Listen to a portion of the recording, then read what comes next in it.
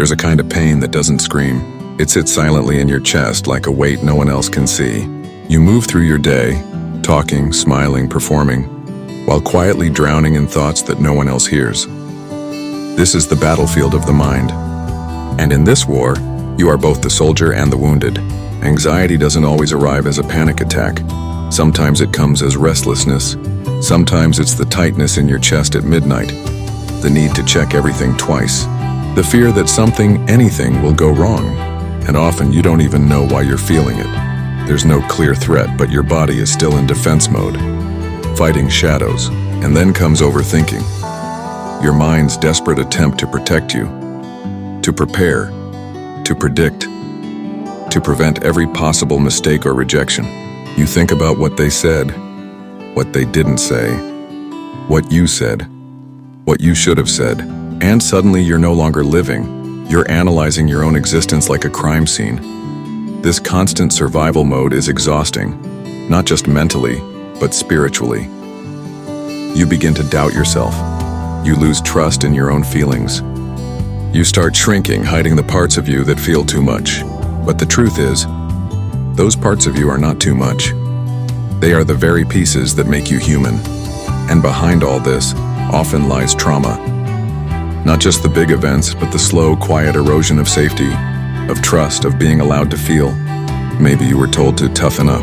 Maybe you had to grow up too fast. Maybe love was given conditionally, only when you were quiet, good, useful. That teaches a child one thing: you are only worthy when you are perfect. And so we grow up into adults who apologize for existing, who flinch when we disappoint, who never feel safe enough to just be ourselves. But healing invites us to pause, to look inward, not with blame, but with curiosity. Because deep inside you lives a version of you who just wanted to be seen, the child who needed gentleness, the teenager who needed guidance, not shame, the adult who still sometimes feels lost but keeps showing up anyway. This is your inner child, not weak, not broken, just waiting for your attention. Healing begins when you stop trying to fix yourself and start trying to understand yourself. It's not about becoming someone better. It's about becoming someone real.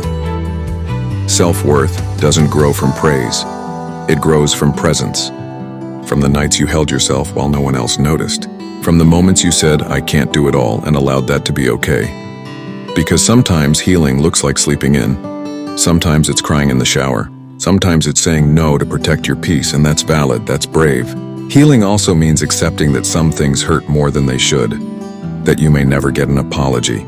That closure may never come from others, so you learn to give it to yourself. You learn to speak kindly to the parts of you that were always blamed. You learn to stop asking, "What's wrong with me?" and start asking, "What happened to me? What beliefs did I inherit that no longer serve me?" You start unlearning guilt, unlearning shame, unlearning silence. And in their place, you plant new seeds. I am worthy of rest. My voice matters. I do not need to earn love. I can be both healing and whole. And as you grow, you realize something powerful. You are not too sensitive. You are deeply aware. You are not dramatic. You are expressive. You are not weak. You are feeling, and that is a form of strength the world forgot how to honor. This is not just healing. This is rebellion. A rebellion against the narrative that said you must always be strong, always be smiling, always be in control. You're allowed to fall apart. You're allowed to not know. You're allowed to start over. And maybe the most revolutionary act is this: to choose yourself. Gently, fiercely, daily. Even when it's hard. Even when your voice shakes. Even when all you did today was keep breathing. Because healing doesn't always roar. Sometimes it's a whisper. I'm still here. I'm still learning. I'm still becoming. And that is enough. More than enough. Because you, with all your invisible battles, all your quiet victories, all your unseen strength, are a living, breathing reminder that healing is real. That pain does not get the final word. That love, when given to yourself, that can rewrite everything. So keep going. Your journey is sacred, and the world needs the light you've been fighting so hard to keep alive.